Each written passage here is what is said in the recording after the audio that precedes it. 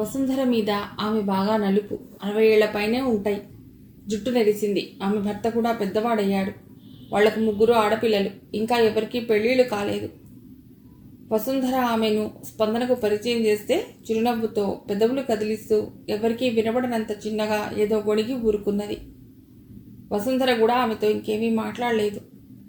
దొడ్లో షామియానా కింద వంటవాళ్లు హడావిడి చేస్తున్నారు. గిన్నెల మూతలు వినబడుతున్నాయి. 2 నిమిషాలకు ఒకసారి అది కావాలి ఇది కావాలి అంటూ వసుంధరను పిలుస్తున్నారు.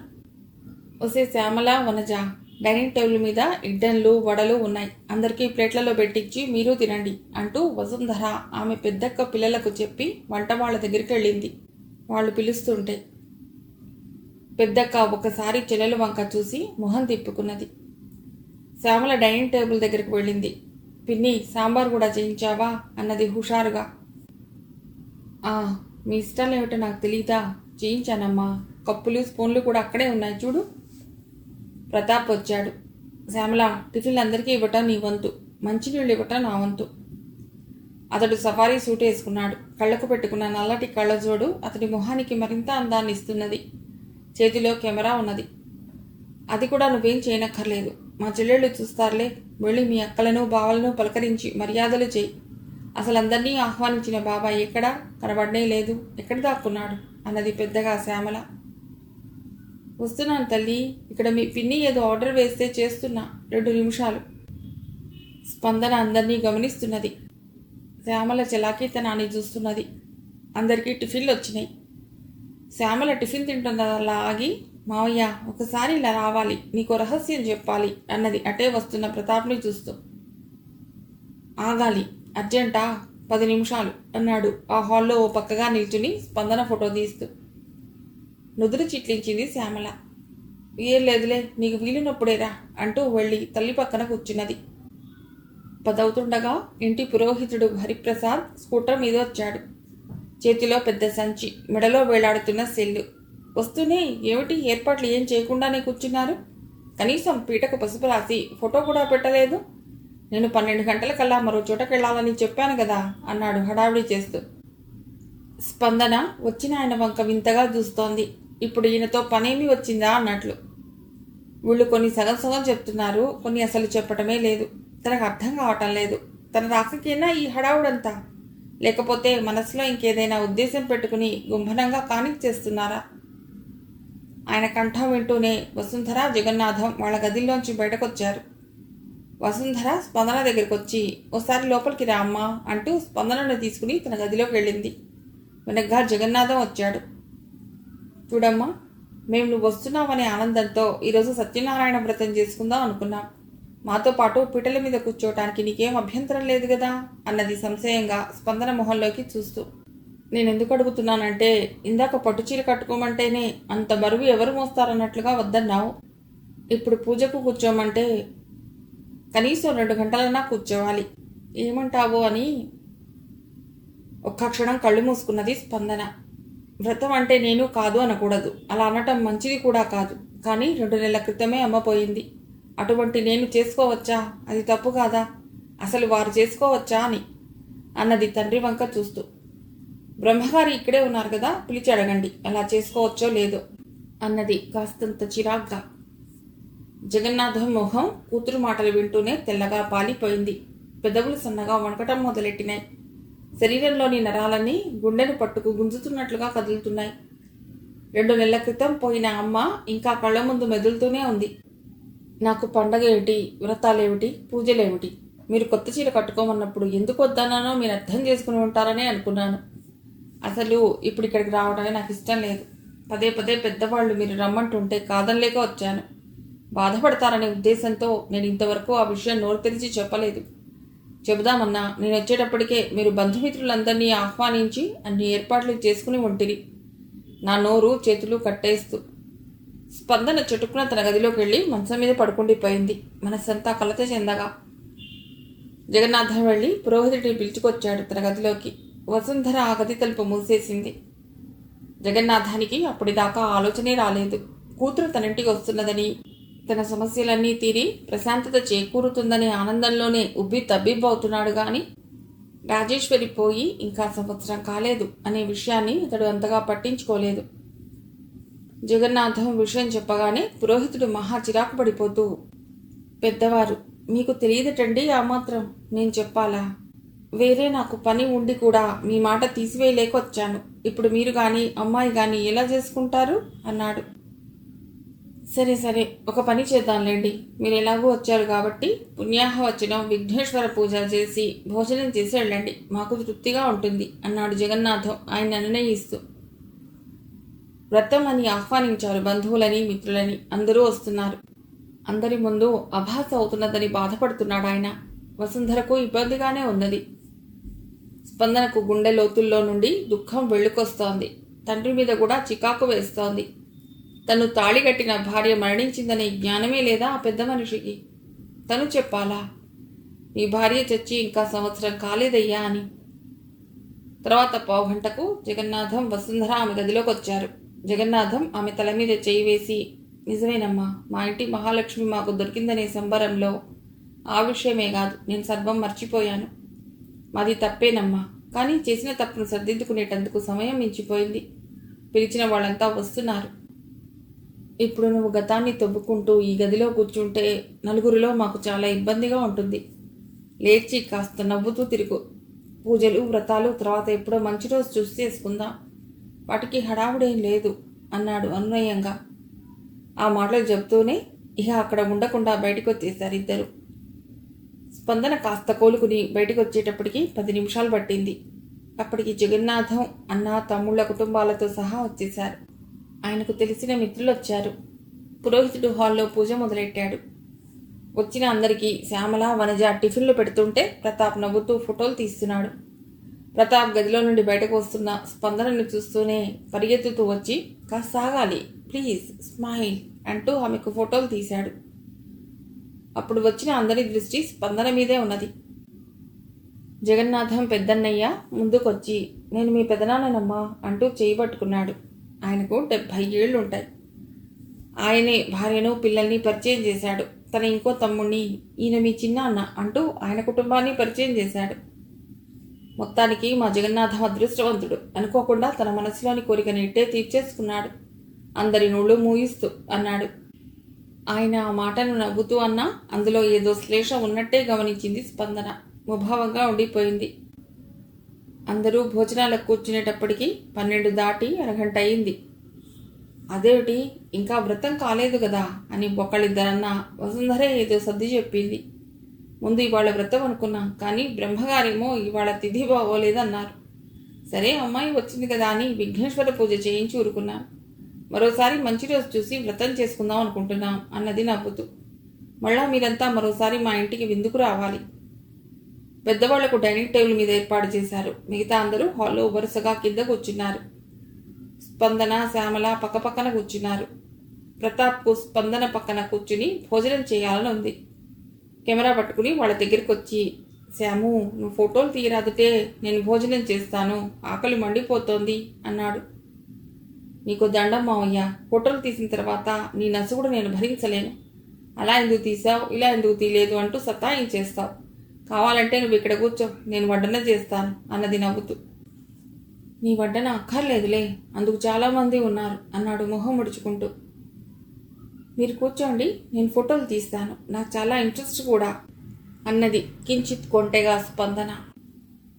అమ్మో, నిన్ను ఆ ఇస్తరి ముందు నుండి లేపితే మా అక్క నా గొంతు పిసికి గోడవతల పారేస్తుంది అన్నాడు భయపడుతున్నట్టుగా మొహం పెట్టి, జారిపోతున్న కళ్ళజోడును ముక్కు మీదకు నెట్టుకుంటూ. నువ్వు కూర్చో అక్క. ఆయన గారికి అంత మహా ఆకలైతే అదిగో డైనింగ్ టేబుల్ మీద ముసలాళ్ల కోసరం విస్తళ్ళు వేశారు కదా, అందులో ఒకటి ఖాళీగానే ఉన్నదిలే, అక్కడ కూర్చుని తింటాడు అన్నది. ప్రతాప్ శ్యామల మొహంలోకి కొరకొరా చూశాడు.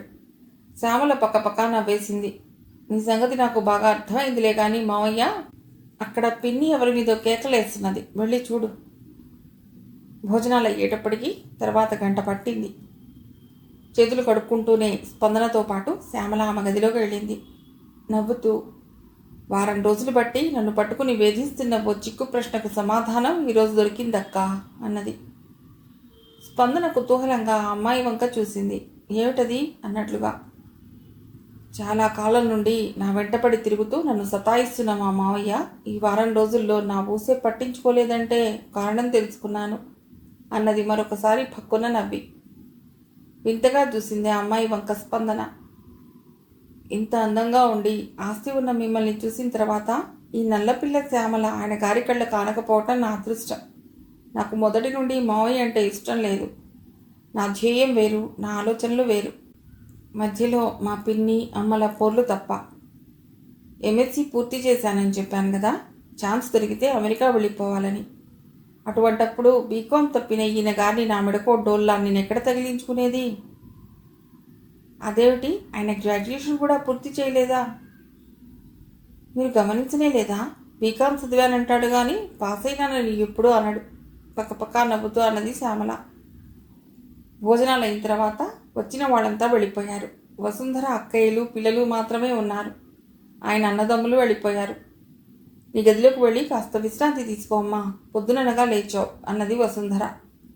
జగన్నాథం తమ్ముడి కుటుంబానికి వీడ్కోలు చెప్పిన తర్వాత స్పందనకు కాసేపు వెళ్ళి పడుకోవాలనే ఉన్నది. పొద్దుటి నుండి వాళ్ళు వీళ్ళు పలుకరించడం, తన గురించి తన తల్లి గురించి ఆరాలు తీయటంతో కాస్త చికాగ్గానే ఉన్నది. వాళ్ళు అడిగిన వాటిలో ఎన్నో అర్థం లేని ప్రశ్నలు, అయినా సంయమనంతో సమాధానాలు చెప్పింది. వసుంధర ఆ మాట అనటంతో వెంటనే వెళ్ళి తన గదిలో పడుకున్నది. తలుపుకు బోర్డు పెట్టేద్దామా అనుకున్నది, కానీ ఇంట్లో అంతమంది బంధువులుండగా అలా చేయటం సభ్యతగా ఉండదేమోననిపించి దగ్గరకు వేసి మంచం మీద వాలిపోయింది. ఇంతమంది నడుమ ఉన్నా తన తల్లే ప్రతిక్షణం గుర్తుకొస్తున్నది. ఆమెతో తనది 27 సంవత్సరాల అనుబంధం. పసి వయసులో జరిగింది తెలియకపోవచ్చు కానీ కాస్త వయసు వచ్చేటప్పటికి అర్థమైంది తనకు ఆమె అమ్మే కాదు నాన్న కూడా అని. అలా తెలుసుకున్న తర్వాత ఎన్నడూ తండ్రి గురించి ఆలోచించలేదు. తనకు ముఖ్యమైన వ్యక్తులు అమ్మ, అమ్మమ్మ, తాతయ్య మాత్రమే అనుకుంది. తలుపు తెరుచుకుంటున్న శబ్దం అయింది. తల తిప్పితే ప్రతాప్ లోపలికి వస్తూ కనబడ్డాడు. తలుపు వేసుకుని ఒంటరిగా పడుకున్న తన గదిలోకి అతడు రావటం ఆమెకు చికాకు వేయటమే కాదు, చెర్రున కోపమూ వచ్చింది. విసురుగా లేచి కూర్చున్నది. అదేమీ పట్టించుకోకుండానే అతడు నవ్వుతూ వచ్చి ఆమె మంచానికి దగ్గరగా కుర్చీ లాక్కుని కూర్చున్నాడు. సాయంత్రం సినిమాకు వెడదామని చెప్పడానికి వచ్చాను. పొద్దుటి నుండి మా అక్క నా ప్రాణం తీసి ఇంటడు చాకరీ చేయించింది. రిలాక్స్ అవ్వందే నా మైండ్ మామూలు స్థితికి రాదు అన్నాడు కాళ్ళూపుతూ చేతులు తిప్పుతూ. సినిమాకు దేనికి? కోపాన్ని నిగ్రహించుకుంటూ అన్నది. అతడికి పాఠం చెప్పడానికి సమయం ఆసన్నమైంది అనుకున్నది మనస్సులోనే. సినిమాకు దేనికేమిటి? చూడటానికి, ఎంజాయ్ చేయటానికి, పడ్డ శ్రమను మర్చిపోవటానికి అన్నాడు హుషారుగా. స్పందన లేచి అతడు తీసొచ్చిన తలుపులు తిరిగి దగ్గరకు వేసి వచ్చి మంచం మీద కూర్చున్నది. ఆమె చర్యకు అతడిలో మరింత ఉత్సాహం వచ్చింది. మీరన్నట్లుగా అది ఎంజాయ్ చేయటానికి మనిద్దరమే వెళ్ళాలా? మీరొక్కరు పెడితే సరిపోదా అన్నది అతడి వంక తెచ్చిపెట్టుకున్న ప్రసన్నతతో చూస్తూ. ఎలా సరిపోతుంది? పక్కన నువ్వు ఉంటే అదొక సరదా. నేనే ఉండాలా? ఏ అమ్మాయి అయినా పర్వాలేదా? ఆమె మాటల్లోని భావం అర్థమైనట్లు అనిపించగా, అంటే నీ ఉద్దేశంలో నేను అమ్మాయిల వెంట తిరిగే మనిషిలా కనబడుతున్నానా అన్నాడు మొహం చిట్లించి. ఇప్పుడు నన్ను సినిమాకు రమ్మనటంలో అర్థం అదే కదా. నాతో మీకు ఎంత పరిచయం ఉందని నన్ను సినిమాకు ఆహ్వానిస్తున్నారు? దంపతులు వెళ్ళవచ్చు, ఇద్దరు ఆత్మీయులు వెళ్ళవచ్చు, ఇద్దరు సన్నిహిత మిత్రులు వెళ్ళవచ్చు. అంతేగాని మన పరిచయం ఎన్నాళ్ళని? అసలు మనం ఒకళ్ళకొకళ్ళం ఏమవుతాం? సినిమాలకు, పార్కుల్లో షికార్లకు కలిసి తిరిగేటంత చనువు మన మధ్య ఉన్నదా అన్నది సీరియస్గా. అతడు మొహానికి గంటు పెట్టుకుంటూ, అలా తిరిగితేనే చనువు ఏర్పడేది, ఒకళ్ళనొకళ్ళు అర్థం చేసుకోగలిగేది, దగ్గరవ్వగలిగేది, ఆత్మీయులవ్వగలిగేది. ఫారిన్ కంట్రీస్లో నీకు తెలుసో లేదో వివాహానికి ముందు డేటింగ్ అనే పద్ధతి ఒకటి ఉన్నది. కాబోయే భార్యాభర్తలు ఒకళ్ళనొకళ్ళు తెలుసుకునేటందుకు ఏర్పరచుకున్న ఓ ప్రక్రియ అది. అంటే మనం ఇద్దరం ఇప్పుడు డేటింగ్ చేయాలనా? స్పందన పక్కపక్క నవ్వింది.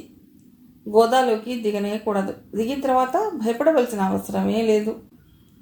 అతడు అసలు విషయంలోకి వచ్చాడు కాబట్టి తన మనస్సు కూడా అతడికి తెలిసొచ్చేలా చెప్పక తప్పదు. నా ఉద్దేశం అది కాదు. ఉదాహరణకు చెప్పాను. నా మేనకోడలిగా నిన్ను ఆహ్వానించాను. మా ఇంటి మనిషిగా నిన్ను సినిమాకు రమ్మన్నాను. నాకు నచ్చిన మనిషిగా నీతో సరదాగా ఉండాలని అనుకున్నాను. నాకు గౌరవ మర్యాదలంటే ఏమిటో తెలుసు. ఎవరితో ఎలా ప్రవర్తించాలో తెలుసు. నేను అనుకోను. తెలిసిన వాడివైతే నేను ఒంటరిగా ఈ గదిలో పడుకుని ఉన్నప్పుడు తలుపు తోసుకుంటూ లోపలికి వచ్చేవాడివే కాదు. తలుపు చప్పుడు చేసి నేను తీస్తే వచ్చేవాడివి. నేను రమ్మంటే వచ్చేవాడివి. ఆమె కళ్ళు ఎర్రబట్టం మొదలెట్టినాయి. ఆమె మాటలకు అతడి ముఖము కందింది. నా మేనకోడలి గదిలోకి రావటానికి నాకు అవసరం కావాల్సి వస్తుందని నేను అనుకోలేదు అన్నాడు రోషంగా. ఖచ్చితంగా నా గదిలోకే కాదు, మీ అక్కయ్య గదిలోకి వెళ్ళాలన్నా తలుపు వేసి ఉన్నప్పుడు అనుమతి తీసుకోవటం మీ విధి. దృఢంగా ఉన్నది ఆ కంఠం. మా అక్కని ఇలాగా ఫోజు కొట్టదు. ఇందులో ఫోజు కొడుతున్నదేమున్నది? నేను మంచి పద్ధతి గురించి చెప్తున్నాను. అలాగే నన్ను మాటి మాటికి బయటకు వస్తావా, సినిమాకి వెడదామా, స్కూటర్ ఎక్కుతావా అంటూ అడగొద్దు. నాకు అలాంటివి నచ్చవు. నేను ఓ నిబద్ధతతో పెరిగిన దాన్ని. అంటే నేను జులై విధవనన్నా నీ ఉద్దేశం? సర్రున అతడికి కోపం వచ్చింది ఆమె మాటలకు. కుర్చీలోంచి విసురుగా లేచాడు. నేను అనలేదు ఆ మాట. ఇతరులతో మర్యాదగాను హుందాగాను ప్రవర్తించడం నేర్చుకోమని చెప్తున్నాను. అవునులే, బీఈడీ చదివావు కదా, పిల్లలకే కాదు పెద్దలకు క్లాసులు తీసుకోవడం అలవాటు అన్నమాట. సారీ, ఈసారి లోపలికి వచ్చేటప్పుడు ఒక్కసారి కాదు 10 సార్లు నీ అనుమతి తీసుకునే వస్తాను. మీరు బీకామ్ చదివి అన్నిటికీ లెక్కలు లాభ నష్టాలు వేయటం లేదా? అలాగే అన్నది గుండెలు మండిపోతుండగా విసురుగా. ఆ మాట వింటూనే లేచి చిరచరా ఆ గదిలోంచి వెళ్ళిపోయాడు ప్రతాప్. రాత్రి 10 గంటలయ్యింది. పగలంతా ఉక్కిరి బిక్కిరి అయినట్లున్నది అంతమంది కొత్త వాళ్ల నడుమ. అందున ప్రతాప్ తన గదిలోకి వచ్చి వెళ్ళిన తర్వాత మనస్సంతా పూర్తిగా కలుషితమైంది. ఎవరి ఆలోచనలు వాళ్ళ పరిధిలోనే ఉంటే తనకే ఇబ్బంది లేదు. ఆ గీతలు దాటి తనని ఆక్రమించడానికి ప్రయత్నిస్తే వాటిని కత్తిరించక తప్పదు. వాళ్ల కోసరం తన జీవిత విధానాన్ని, తన తల్లి నేర్పిన విలువలని నాశనం చేసుకోవాల్సిన అవసరం లేదు. తనకు ఈ ఇల్లు ఓ బంగారు పంజరంలా కనిపిస్తున్నది. తన ఇష్టాయిష్టాలకు విలువ ఉండదనిపిస్తోంది. తన తల్లి తనకు ఏర్పరిచిన దారికే భంగం కలిగేలా ఉన్నది. ఆమెకు చాలా అసహనంగా ఉన్నది. లేచి వెళ్ళి తలుపు లోపల బోల్టు పెట్టింది. తిరిగి మంచం మీద పడుకుని సెల్ తీసి ఇంటికి ఫోన్ చేసింది. మాణిక్యం కంఠం గుర్తుపడుతూనే, నువ్వు వెంటనే ముట్టిగారింటికి వెళ్ళి మా నాన్నకు ఫోన్ చేయమన్నానని చెప్పు అన్నది త్వరగా. ఏమనమ్మా అన్నది ఆత్రంగా మాణిక్యం. ఆయనకు తెలుసులే అని సెల్ ఆఫ్ చేస్తుంటే ఆమె మనసు ఎంతో తేలికైనట్లు అనిపించింది. దిండు మీద ఉన్న దుప్పటిని తీసుకుని కప్పుకుంటూ ఒకసారి అమ్మను అవ్వను తలుచుకున్నది. ఉదయం 7 గంటలకు జగన్నాథంకు ఫోన్ వచ్చింది. నమస్కారం అండి, నేను మూర్తినండి. ఆదోని నుండి మాట్లాడుతున్నాను. ఒక్కసారి స్పందన గారిని పిలుస్తారా? ఒక్క నిమిషం. అమ్మా స్పందన, ఆదోని నుండి మూర్తిగారు మాట్లాడుతున్నారు. సోఫాలో కూర్చుని ఉన్నదల్లా లేచి హడావుడిగా ఫోన్ దగ్గరకు వచ్చింది స్పందన. ఆమె అనుకున్నదే ఆ కాల్ వస్తుందని. అయినా మొహంలో ఆతురతను వ్యక్తం చేసింది తండ్రి ఆ మాట చెప్పగానే. హలో, స్పందనను. చెప్పండి, అంతా కులాసానే కదా? రేపు డిఈఓ ఆఫీస్ నుండి మన అకౌంట్స్ చెక్ చేయడానికి ఆడిట్ పార్టీ వస్తున్నది. మీరుంటే బాగుంటుందనుకుంటున్నాను అన్నాడు. అలాగా, తప్పకుండా వస్తాను. నేను లేకపోతే వాళ్ళని అవమానించినట్లుగా ఉంటుందేమో. కొన్ని అకౌంట్స్ పుస్తకాలు కూడా మా ఇంట్లో బీరువాలో ఉన్నాయి. మొన్న చెక్ చేద్దామని తెచ్చి అక్కడే పెట్టాను అన్నది త్వరగా. రేపు ఎన్నింటికి వస్తున్నారు వాళ్ళు? టైం ఇదని చెప్పలేదు కానీ 10 తర్వాత 12 లోపు వస్తారని నేను అనుకుంటున్నాను. ఈలోగా మిగతా ఏర్పాట్లు నేను చూస్తా కానీ మీరు కంగారు పడబోకండి. అలాగే, థ్యాంక్ యూ. మన అకౌంటెంట్ గారికి కూడా ఈ విషయం తెలియపరచండి. ఉంటా మరి. వీలైనంత వరకు రాత్రికే వచ్చేస్తాను అన్నది స్పందన హడావుడి పడుతున్నట్లుగా. స్పందన హైదరాబాద్ నుండి వచ్చిన 15 రోజులకు శనివారం ఉదయం 5:30 గంటల వేళ వాకిటి గేటు చప్పుడవుతుంటే మాణిక్యం లేచి వెళ్ళి తాళం తీసింది. వచ్చింది జగన్నాథం. స్పందనకు ఆయన అకస్మాత్ రాక కాస్త వింతగానే తోచింది. తను హైదరాబాద్ నుండి వచ్చినప్పటి నుండి దాదాపు 2 రోజులకు ఒక్కసారైనా సెల్కు ఫోన్ చేస్తూనే ఉన్నాడు. మొన్న ఫోన్ చేసినప్పుడు కూడా ఆయన వస్తున్నట్లుగా చెప్పలేదు. 2 నిమిషాలు తన్మయత్వంగా కూతురు వంకే చూడసాగాడు జగన్నాథం. ఎందుకో నేను చూడాలనిపించింది. నీకు దూరంగా ఉన్న నా మనస్సు ప్రశాంతంగా ఉండటం లేదు. అందుకే వెంటనే బయలుదేరాను అన్నాడు బాధాతప్త కంఠంతో. విచిత్రంగా చూసింది తండ్రి వంక. తనను చూడకుండా ఉండలేనంత ఆత్మీయతను ఈ కొద్ది రోజుల్లోనే ఆయన తన మీద ఏర్పరచుకున్నాడా? మొహం కడుక్కోండి, కాఫీ కలుపుతాను, కాస్త హాయిగా ఉంటుంది అన్నది వెనక్కు తిరుగుతూ. తొందర లేదమ్మా, కాసేపు నా ఎదురుగా కూర్చో అన్నాడు తడుస్తున్న కంఠంతో. అక్కడ ఇంట్లో ఏదైనా గొడవ జరిగిందేమోననిపించింది స్పందనకు క్షణం పాటు. క్రితంసారి మొట్టమొదటిసారిగా వచ్చినప్పుడు లక్ష్మమ్మవ్వ నాకు చేసిన మేలును జీవితంలో మర్చిపోలేను. అందుకు కృతజ్ఞతగా మరోసారి ఆమెను దర్శించుకుందామని వచ్చాను. ఈసారి ఓ 25,000 తెచ్చానమ్మా. మొన్న అన్నదానానికి ఇచ్చిన మొత్తానికే దీన్ని కలపాలని, చిన్నగా దాన్ని 2 లక్షల వరకు చేయాలని. ఆమె నాకు చేసిన సహాయానికి నేనెంత ఇచ్చినా రుణం తీరదేమో అన్నాడు ఆయన కళ్ళు మూసుకుని అవ్వను తలుచుకుంటూ. స్పందన తృప్తిగా ఆయన వంక చూసింది. వారిని కూడా మీతో పాటు తీసుకురావాల్సింది అన్నది మర్యాద సూచకంగా. ఆవిడ అంటూ వస్తే ఆ కోతి కూడా వస్తుంది తనను చీకాకు పరుస్తూ అని మనస్సులో ఉన్నా. ఆయన చిన్నగా నవ్వాడు. అసలు సంక్రాంతికి నిన్నే అక్కడికి రమ్మనందామని అనుకున్నా. మొన్న వచ్చినప్పుడు చెప్పావు కదా ఈ సంవత్సరం అంతా ఏ పండుగలు ఉండవని. అందుకే ఆ ఆలోచనను మానుకున్నా. ఇంతలో అనుకోకుండా వాళ్ళ పెద్దక్కయ్యే మమ్మల్ని అందరినీ వాళ్ళ ఇంటికి రమ్మనమని పిలిచింది. నేను మా అమ్మాయి దగ్గరికి వెడతాను, నువ్వు నీ తమ్ముడు మీ అక్కయ్య గారింటికి వెళ్ళండి అని చెప్పి నేను ఇటు వచ్చాను. నన్ను మొదటిసారి ఇక్కడికి పంపిన మిత్రుడే నాకు చెప్పాడు ఇక్కడ ఇంకా శక్తివంతమైన ఎన్నో దేవాలయాలు ఉన్నాయని, వాటిని కూడా చూసి రమ్మనమని. సరే నీ దగ్గరకు వచ్చినట్లు ఉంటుంది, వాటిని చూసినట్లు ఉంటుందని బయలుదేరానమ్మా. స్పందన మనసు తేలికపడింది ఆయన మాటలతో. ఈరోజు శనివారం 12 గంటలకల్లా స్కూల్ అయిపోతుంది కదా. రేపు ఆదివారం, ఎల్లుండి సంక్రాంతి సెలవు, మంగళవారం కనుమ, బుధవారం రాత్రికి నన్ను మళ్ళీ బస్ ఎక్కించాలి. ముందు మీరు మొహం కడుక్కోండి, కాఫీ తాగుతూ మాట్లాడుకుందాం అంటూ స్పందన లేచింది. ఆయన మనసు తేలికపడ్డవాడిలా లేచి నిలబడ్డాడు. ఒక పని చెయ్యమ్మా, ఈ 3 రోజులు మన అధీనంలో ఉండేలా ఒక కార్ను అద్దెకి తీసుకో. ఎంతైనా పర్వాలేదు, నేను ఇస్తాను అన్నాడు. ఆ తర్వాత 15 గంటకు కాఫీ తాగుతూ జగన్నాథం, మీరిచ్చినా నేనిచ్చినా ఒకటే కానీ అలాగే ఏర్పాటు చేస్తాను. స్కూల్కు వెళ్ళిన తర్వాత మూర్తిగారిని పంపి కనుక్కోమని చెప్తాను. మంచిదమ్మా. మొన్న నువ్వు వచ్చినప్పుడు ప్రతాప్తో ఏమైనా గొడవ జరిగిందా అమ్మా అన్నాడు కూతుర్నే చూస్తూ. ఉలికి పడ్డట్టుగా తండ్రి వంక చూసింది స్పందన. మీతో ఏమైనా అలా జరిగిందని చెప్పాడా? లేదు, నువ్వు వెళ్ళిన తర్వాత 2-3 రోజుల వరకు కోపంగా చిరుమిరులాడుతుంటేను. ఆ పైన నువ్వేమో అర్థాంతరంగా వచ్చేసావు, అందుకే అనుమానం వచ్చి అడుగుతున్నాను అన్నాడు ఆయన ఇబ్బందిగానే కూతురు మొహంలోకి చూస్తూ. కోలుకున్నది స్పందన. అదేం లేదులేండి. ఒక్క క్షణం జరిగింది చెబుదామా వద్దా అన్నట్లుగా ఆలోచిస్తూ ఉండిపోయి తర్వాత చెప్పటానికే నిర్ణయించుకుని తలుపులు వేసుకు పడుకున్న నా గదిలోకి తలుపులు నెట్టుకుంటూ వచ్చాడు. అలా రావటం తప్పు, చెప్పి రావాలి అని అన్నాను. అందుకు కోపం వచ్చిందేమో మరి. తర్వాత నాతో బాగానే మాట్లాడాడే అన్నది ఆ విషయాన్ని చాలా తేలికపరుస్తూ. ఆయన పెద్దగా నవ్వేశాడు. బాగా చెప్పావు. వాడు చేసింది వాడికి తోచిందే మంచిదనుకుంటే ఎలా? కాస్త అప్పుడప్పుడు నీలాగా వాతలు పెట్టేవాళ్ళు లేకనే వాడు సభ్యతలను మర్చిపోతున్నాడు.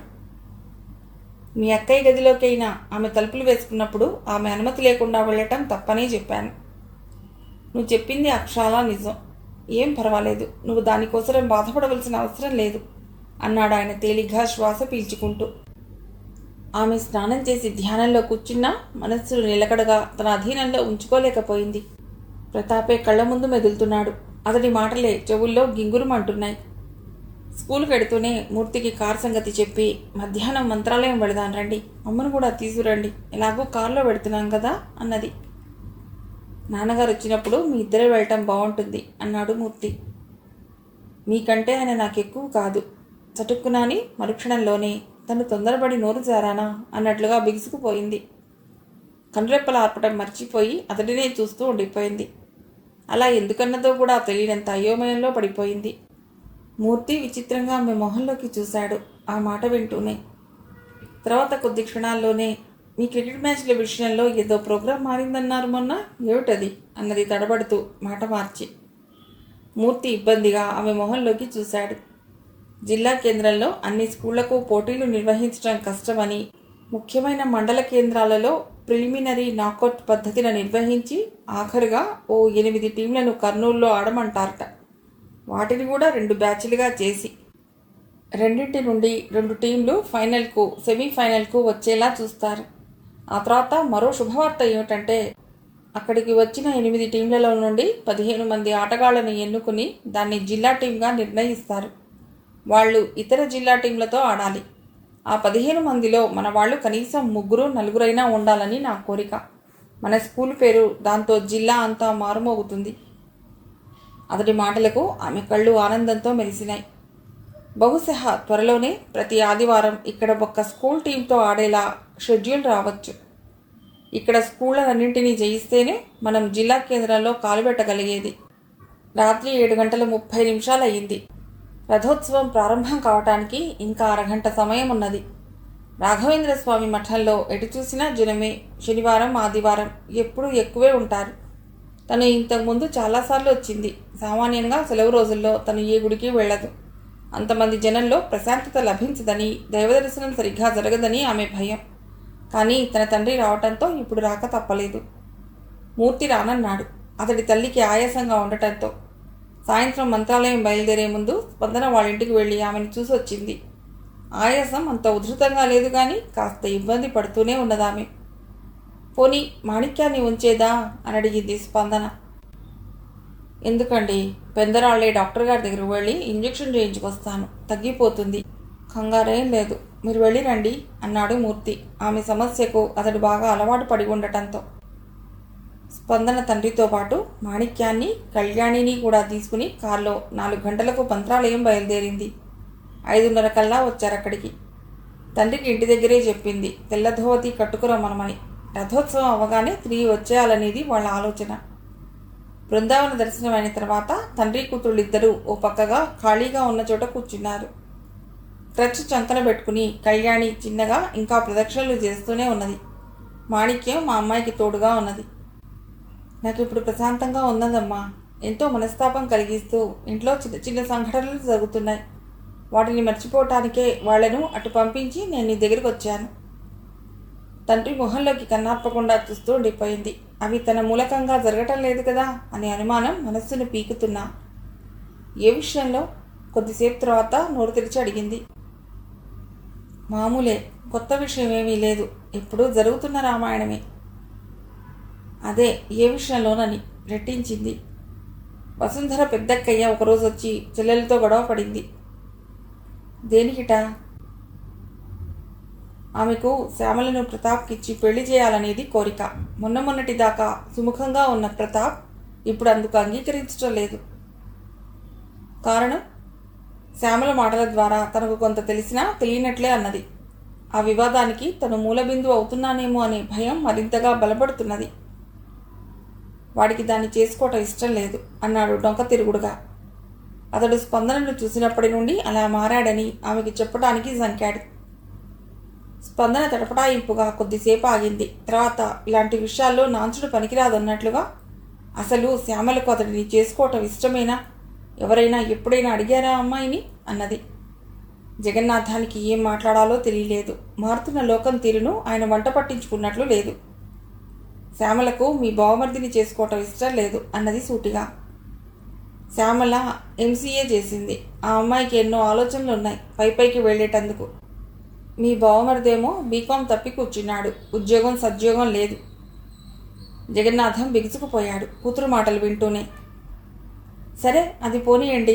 మొన్నటిదాకా ఆ అమ్మాయిని చేసుకోవటానికి అంగీకరించిన మీ బావమరిది ఇప్పుడు ఎందుకు కాదంటున్నాడు? కారణం తెలిసినా తెలియనట్లే అడిగింది అవ్వను తలుచుకుంటూ. తెలియదు. ఆయన అసలు విషయాన్ని దాస్తున్నాడని స్పష్టంగా అర్థమైంది. ఆయన పరిస్థితి అలాగే ఉన్నది. ఏం చెప్పాలో తెలియని అయోమయం. నిన్ను చూసిన తర్వాత ఆ అక్క తమ్ముళ్ళిద్దరికీ శ్యామల అనటం లేదు అని అంటే అది ఎటు దారి తీస్తుందో అనేది ఆయన భయం. స్పందన రెట్టించదలుచుకోలేదు.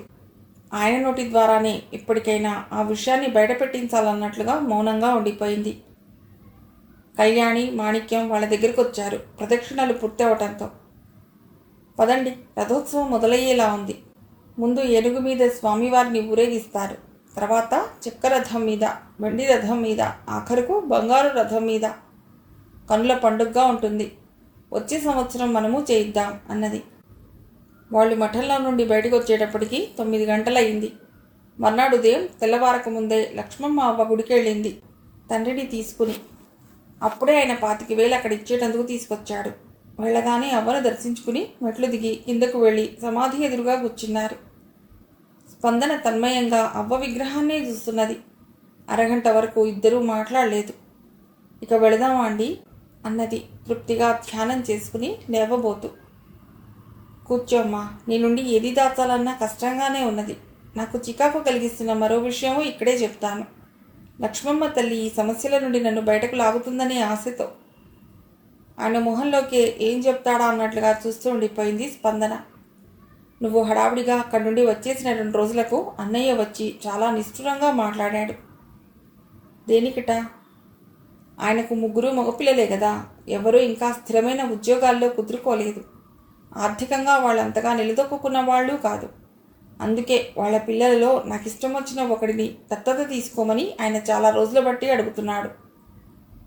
కాస్త ఆలోచిస్తున్నట్లుగా ఆగింది. దానికి అభ్యంతరం ఏమున్నది? అది మంచిదే కదా. కానీ అది మీ పిన్నికి ఇష్టం లేదు. ఎందుకని? ఆమెకు శ్యామలను తెచ్చి తమ్ముడికిచ్చి పెళ్లి చేసి మా దగ్గరే ఉంచుకోవాలని. అది నిన్ను లక్ష్మమ్మ అవ్వ నాకు ఇవ్వకముందు సంగతి అనుకో. నేను మీ ఇంటికి వచ్చినా అంతకుముందు అనుకున్నట్లుగా జరపడంలో అభ్యంతరం ఏమున్నది? మొదటి నుండి నాకు శ్యామలను తెచ్చుకోవటం ఇష్టం లేదు. ఇప్పటికే మీ పిన్నితోనూ దాని తమ్ముడితోనూ చాలా వరకు స్వాతంత్రాన్ని కోల్పోయాను. ఇక ఆ ఇంటి పిల్ల వస్తే వాళ్ళంతా ఒకటే.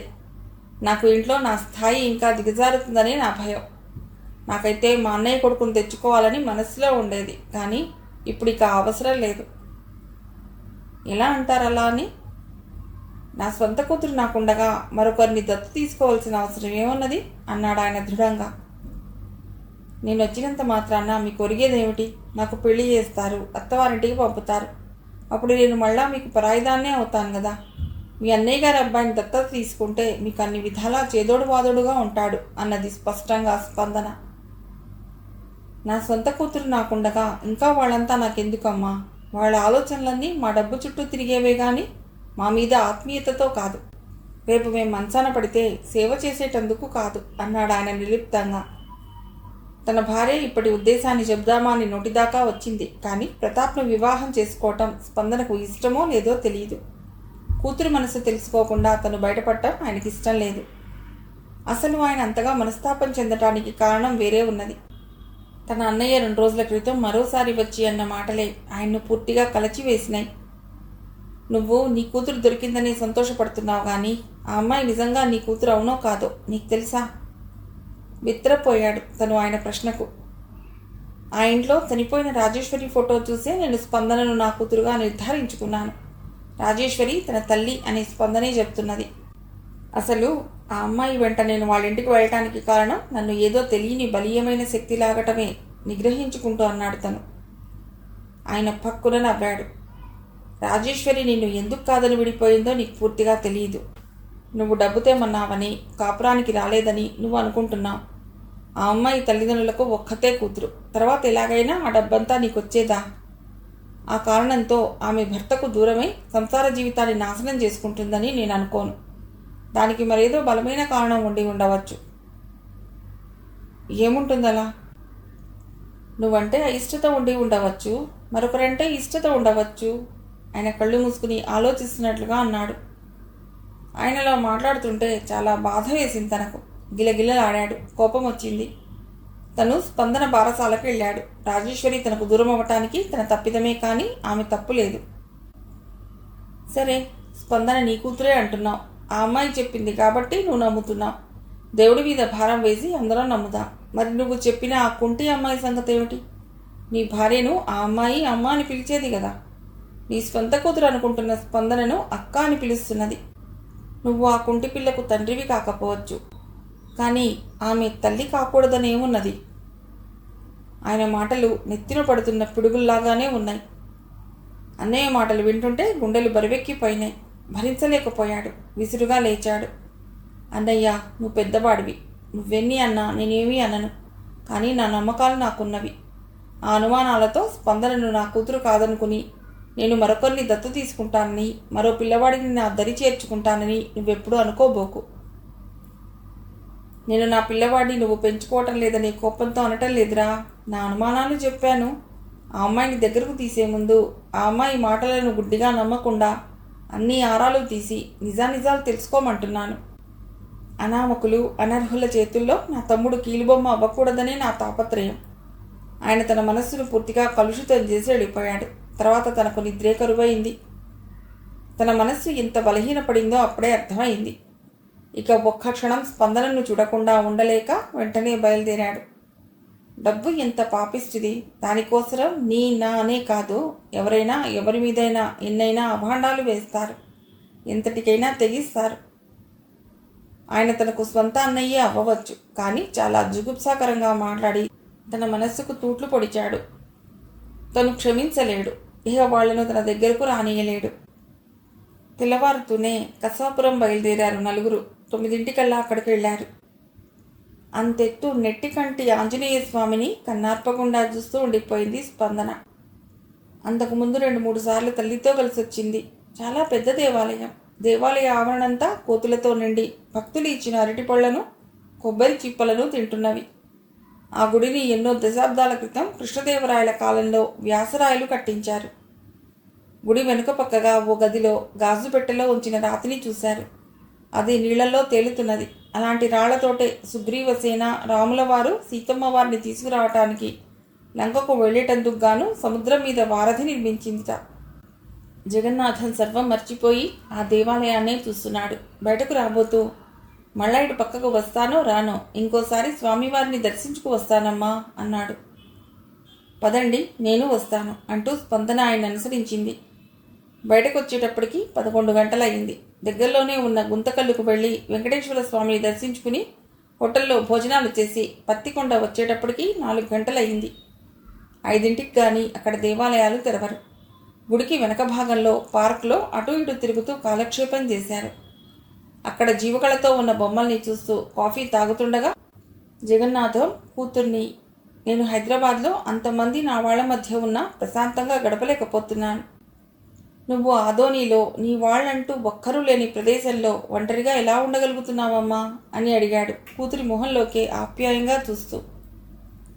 స్పందన కళ్ళు మూసుకుని ఉండిపోయింది 2 నిమిషాల వరకు. అందరూ నా వాళ్లే అనుకుంటే ఒంటరితనం ఎక్కడుంటుంది? అమ్మ భౌతికంగా నా పక్కన లేకపోవచ్చు, కానీ ఆమె నా పక్కన ఉన్నదనే భావనే నన్ను ఉత్తేజితురాల్ని చేస్తుంది. అలాగే లక్ష్మమ్మ అవ్వ నాకు ధైర్యాన్ని ఇచ్చి ముందుకు అడుగు వేసేలా చేస్తుంటుంది. ఇక అన్నిటికీ మించి ఓంకారనాదం నా చుట్టూ కవచంలా ఎప్పుడూ నన్ను అంటిపెట్టుకునే ఉంటుంది. సమస్యలు మనుషున్న ప్రతివాడికి వస్తాయి. వాటిని తట్టుకునే శక్తే మనకు కావాల్సింది. ఆ శక్తి కోసమే మనం భగవంతుడిని ప్రార్థించటం. ఎప్పుడూ మనం దేవుణ్ణి మనస్సు నిండా కోరికలు నింపుకుని వాటిని తీర్చమంటూ ప్రార్థించకూడదు.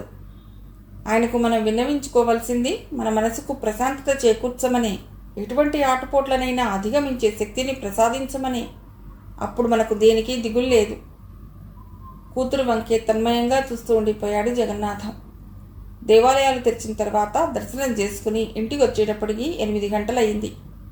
ఇంట్లోకి వస్తూనే స్పందన చెప్పింది, రేపు మనకి ఇక కారు అవసరం లేదు, రావద్దని చెప్పాను. దగ్గరలోనే మంగరాయ ఆంజనేయ స్వామి గుడి ఉన్నది, దాన్ని ఆటోలో వెళ్ళి చూద్దాం.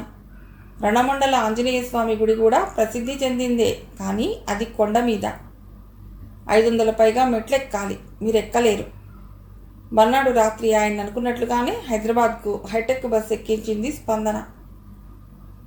శనివారం ఉదయం స్కూల్కు వెడుతూనే మూర్తిని పిలిచి, రేపు మీ ప్రోగ్రాం ఏమిటి అని అడిగింది. అప్పటికి స్పందన తండ్రి జగన్నాథం ఆదోని వచ్చి వెళ్ళి 10 రోజులు దాటింది. పై ఆదివారమే మన క్రికెట్ టీంకు, ఇక్కడ గవర్నమెంట్ హై స్కూల్ టీంకు మ్యాచ్ ఉన్నది. అదే మొదటిది. రేపు మన వాళ్ళ చేత బాగా ప్రాక్టీస్ చేయించాలి అన్నాడు. డ్రిల్ మాస్టర్ని ఉదయం 10 వచ్చి మొదలు పెట్టించమనండి ప్రాక్టీస్. మీరు 10 తర్వాత వారితో కలుద్దురు గాని, చీకటితో బయలుదేరి మనం బుడుగుల దొడ్డు వెళ్ళి వద్దాం అన్నది చిన్నగా తల వంచుకుని. ఇప్పుడు అక్కడికి వెళ్ళడం అంత అవసరమా? మనకు సమస్యలు వచ్చినప్పుడే కదా దేవుడు గుర్తుకొచ్చేది అన్నది నవ్వుతూ తలెత్తి అతడినే చూస్తూ. మీ సమస్యలని లక్ష్మమ్మ తీరుస్తుండగా మధ్యలో ఆంజనేయ స్వామి ఎందుకు వచ్చాడు అన్నాడు మూర్తి నవ్వుతూ. నా సమస్యలేవి నేను అవ్వకు చెప్పుకోను, వాటిని ఆమె కనిపెట్టి తీరుస్తుంటుంది. కానీ ఇప్పుడు నాకు చిక్కు ప్రశ్నకు సమాధానం కావాల్సి వచ్చింది. నేను అక్కడికి కోరికతో వెళ్ళటం లేదు. నేను చేయబోయే పని అవుతుందా కాదా అని తెలుసుకోవటానికే వెడుతున్నాను. ఆయన ఇచ్చే సమాధానాన్ని బట్టి తర్వాత నేనేం చేయాలో నిర్ణయించుకుంటాను అన్నది స్పందన కళ్ళు కాంతితో వెలుగుతుండగా. కుడుముల దొడ్డి ఆంజనేయ స్వామికి దండ వేసి మన సమస్య చెప్పుకుంటే అయ్యేది లేనిది చెప్పేస్తాడు. ఆ దండ కుడివైపుకు పడితే అనుకున్నది అయిపోతుంది, ఎడమవైపుకు పడితే కాదు. అందుకే ఆయన అక్కడంతా పలికే దేవుడు అంటారు. మూర్తి గూడలెగరేసి ఓకే, మీరు ఎలా అంటే అలా అంటూ వెనక్కు తిరిగాడు. నాన్న వచ్చినప్పుడు కారు ఏర్పాటు చేశారు కదా, అతడిని ఉదయం 6 గంటలకల్లా రమ్మనమని చెప్పండి. మీరు ఆ సమయానికి తయారుగా ఉండండి. ఓ నిమిషం పాటు అక్కడే నిల్చుండిపోయాడు ఆమెనే చూస్తూ. స్పందన తలెత్తలేదు అతడు అక్కడి నుంచి వెళ్ళేటంత వరకు. అనుకున్నట్లుగానే మర్నాడు ఉదయం 6 గంటలకు బయలుదేరారిద్దరు. మాణిక్యాన్ని కళ్యాణిని రమ్మనకపోయారా? కారులో చోటు ఉన్నది కదా. వాళ్ళు మరోసారి వస్తారులేండి, ఈరోజు మనమే వెళ్ళి వద్దాం అన్నది మొహం పక్కకు తిప్పుకుని కారు వెనుక డోర్ తెరిచి కూర్చుంటూ. మూర్తి ముందు సీట్లో కూర్చున్నాడు. బుడుముల దొడ్డి అక్కడకు సుమారు 40 కిలోమీటర్ల దూరంలో ఉన్నది. అక్కడ ఉదయం పూటే జనం ఎక్కువగా వస్తారు. ఆదోని నుండి మాధవాపురం వెళ్లే దారిలో ఓ పక్కగా లోపలికున్నది. వెళుతూనే తమలపాకుల దండ కొన్నది స్పందన. ఆమె కొంటుండగానే మూర్తి ఒకటి తీసుకున్నాడు.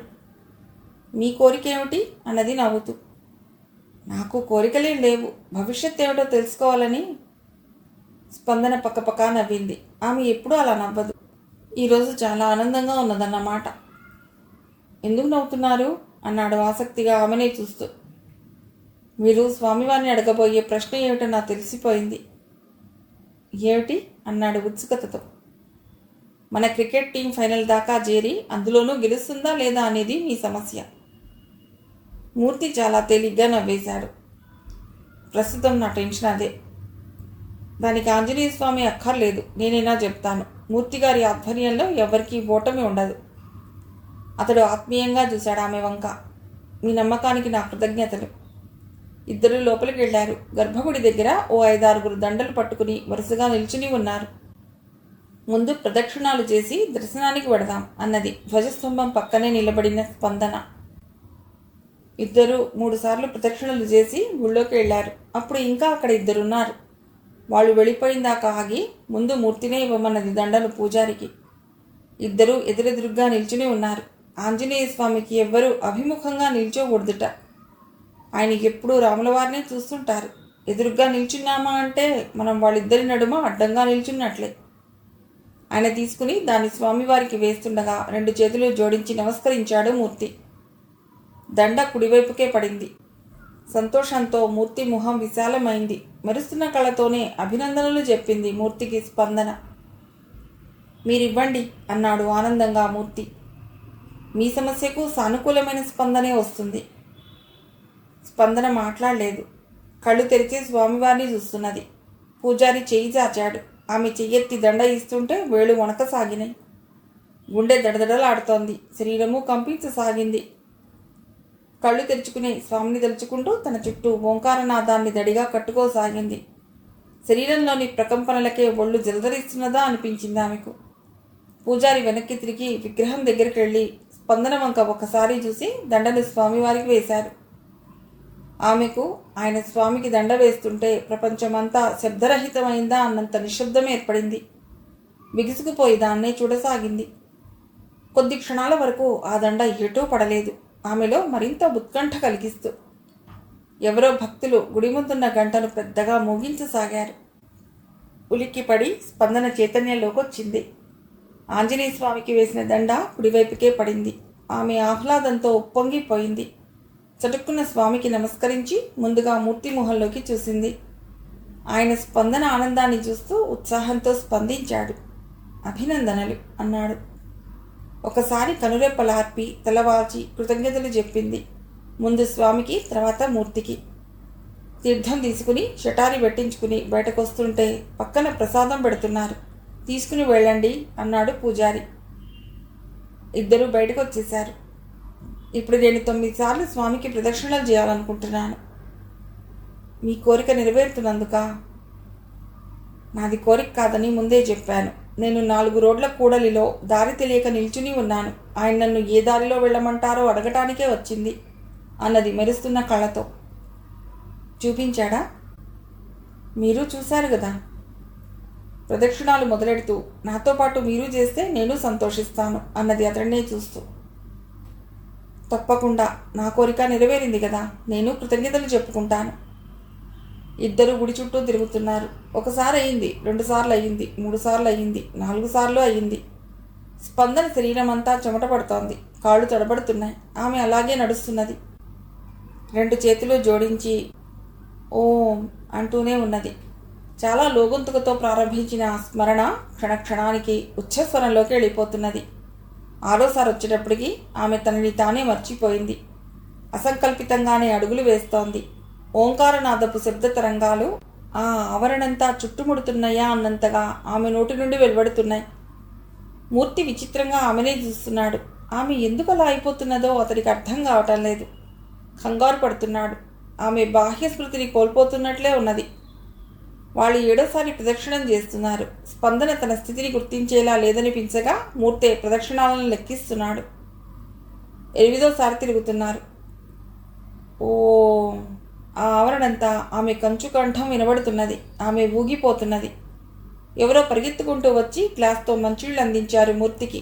ఆమె చేత త్రాగించండి. మూర్తి తడబడుతున్నాడు. ఆదుర్దాపడుతున్నాడు. ఏమీ అర్థం కాని స్థితిలోకి జారిపోతున్నాడు. 9వది కూడా అలాగే అతి కష్టం మీద ఆమె పూర్తి చేసింది. 9 అయినాయి. ఇక కూర్చుందామా అడిగాడు ఆమెకు అతి దగ్గరగా వచ్చి మూర్తి. పెద్దగా గర్జిస్తున్నట్లుగాని ముందుకి అడుగులు వేయసాగింది. అక్కడ ఉన్న జనమంతా ఆమెనే చూస్తున్నారు. కొందరైతే ఆమె వెనకాలే ఓం అంటూ నడుస్తున్నారు. 10 పూర్తయింది. ఆమె బాగా తూలిపోతున్నది. ఆమె ఆగలేదు. ముందుకే వెళ్ళిపోతున్నది. అటు ఇటు వాలిపోతున్నది. నేల మీద కుప్పల ఏ క్షణాలైనా పడిపోవచ్చన్నట్లుగా ఉన్నది. చేతిలో మంచుల గ్లాస్తో ఆమెకు అతి దగ్గరగా నడుస్తున్నాడు మూర్తి. ఎవరో అన్నారు, ఆమెను పట్టుకు నడిపించకూడదు అంటూ. మూర్తి క్షణం తటపటాయించినా తన చేతిలోని మంచుల గ్లాసును పక్కనున్న వారికిచ్చి చటుక్కున ఆమెను 2 చేతులతో పట్టుకున్నాడు. ఒక్క క్షణం ఆలస్యం చేసినా ఆమె ఆ రాతి బండల మీద తూలి పడిపోయేదే. మూర్తి ఆమె చెవి దగ్గర నోరు చేర్చి, చాలండి, కూర్చుందాం మనం అన్నాడు అనునయంగా. అతడు పట్టుకోవటంతో ఆమెలో ఏదో విద్యుత్తు ప్రసరించినట్లయి ఉలిక్కి పడింది. బరువుగా మూసుకుపోతున్న తన కనురెప్పలను తెరవ ప్రయత్నించింది. మెడ ఎత్తి మూర్తినే చూస్తూ అతడి చేతిని గట్టిగా పట్టుకుని అడుగులు వేయసాగింది.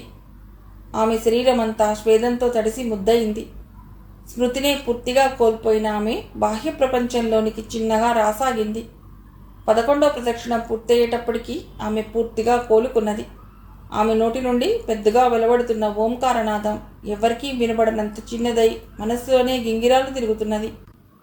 మంచుళ్ళ గ్లాస్ అందుకుని కాసిని తాగండి అన్నాడు ఆమెకిస్తూ. అప్పుడు తలెత్తి అన్ని వైపులా చూసింది. తనని చూస్తున్న జనాన్ని చూసింది. గర్భగుడిలో నుండి బయటకు వచ్చి తననే వింతగా చూస్తున్న పూజారిని చూసింది. ఆమె కళ్ళు వాలిపోయినాయి. ఆమె ముఖం సిగ్గుతో ఎర్రబడింది. ఆమె చటుక్కున అంతవరకు పట్టుకున్న మూర్తి చేతిని వదిలేసి దూరంగా జరిగింది. ఆమెకు చాలా నీరసంగా ఉన్నది. శరీరంలోని శక్తినంతా ఎవరో గుంజివేసినట్టుగా గిలగిలలాడుతోంది. కళ్ళు తిరుగుతున్నట్లు అనిపించగా చేయి జార్చి తిరిగి మూర్తి చేతిని ఆసరాగా తీసుకున్నది. పూజారి ముందుకొచ్చి, రామ్మ, మాకెవ్వరికీ దొరకని అదృష్టం నీకు లభించిందమ్మా. స్వామి సాక్షాత్కారాన్ని పొందగలిగావు అన్నారాయన వెనక్కు తిరుగుతూ. తిరిగి ఇద్దరు గుడిలోకి నడిచారు. అక్కడున్న అందరూ పక్కకు తప్పుకుని దారిచ్చారు. పూజారి గారు వాళ్ళిద్దరి నుదుట సింధూరం పెట్టి స్వామికి హారతి ఇచ్చారు. ఇద్దరికి పూలదండలిచ్చి కొబ్బరి చిప్పల ప్రసాదం ఇచ్చారు. బయటకు వస్తుంటే కొందరు స్పందన కాళ్లకు నమస్కరించబోగా నివారించింది పక్కకు తప్పుకుంటూ. దేవాలయ ప్రాంగణంలో ఎవరికి దండం పెట్టకూడదు, ఒక్క స్వామికి తప్ప. చాలా చిన్నగానే అయినా స్పష్టంగా అన్నది. ఇద్దరూ ఎదురుగ్గా ఉన్న మంటపంలో కూర్చున్నారు. ఆమె పూర్తిగా కోలుకున్నది. మూర్తి వెళ్ళి 2 ఆకుల్లో ప్రసాదం తీసుకురాగా ఇద్దరూ చెరో ఆకు ముందు పెట్టుకున్నారు. మూర్తిగారు, మీరెప్పుడైనా ఈ వేప చెట్టు ఆకులు తిన్నారా? ఎడంవైపు ఆకు చప్పగా ఉంటుంది, కుడివైపు ఆకు కటిక చేదుగా ఉంటుంది. మరి ఒకే చెట్టు ఎలా అయిందంటారది అన్నది ఆ చెట్టు వెంకే చూస్తూ. అది జీవం ఉన్నదే, మనిషిలో వివిధ గుణాలున్నట్లే దానిలో కూడా. దేవుడి లీలల్లో ఇదొకటి అన్నాడు మూర్తి. తర్వాత 15 గంటకు ఇద్దరు కారు దగ్గరికి వచ్చారు. స్పందన వెనక తలుపు తెరిచి ఉంచి ఎక్కండి అన్నది. ఇబ్బందిగా ఆమె వంక చూశాడు మూర్తి. ముందు హాయిగానే ఉన్నది కదా, అక్కడ కూర్చుంటాలేండి. పర్వాలేదు ఎక్కండి, మాట్లాడుకుంటూ కూర్చోవచ్చు. మొహమాట పడుతూనే ఎక్కి దూరంగా జరిగి తలుపు వారగా కూర్చున్నాడు మూర్తి. అతడికి ఎందుకో ఈరోజు స్పందన ప్రవర్తన చాలా వింతగా తోస్తున్నది. తన ఇన్ని సంవత్సరాల పరిచయంలో ఆమె ఇవాల్టిలా ఎన్నడూ ప్రవర్తించలేదు. ఆమె ఎక్కి కూర్చుని తలుపు మూయగానే కారు బయలుదేరింది. 5 నిమిషాల దాకా ఎవ్వరూ మాట్లాడలేదు. మిగిలిన కథ తర్వాతి భాగంలో.